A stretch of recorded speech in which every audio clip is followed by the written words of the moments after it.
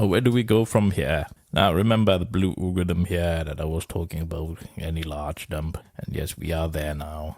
And that's also one big reason why we caught the first trade right there. Now, the market needed to build more liquidity because we have not retested the 20-day moving averages yet. So you just have to be more careful here. So look out for structure here. What you want to see will be if we have certain rejection of the 20-day moving average and continuing down either the magenta or the orange algorithm here.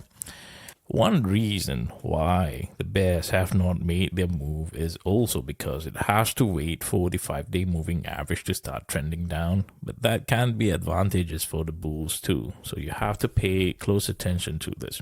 Remember that if this wants to head down here, you have to first wait for 5-day crossing below 20-day. You see some rejection and it trends down to 5-day, and you see bottom Bollinger trending down as well, getting ready for the move if it wants to head down.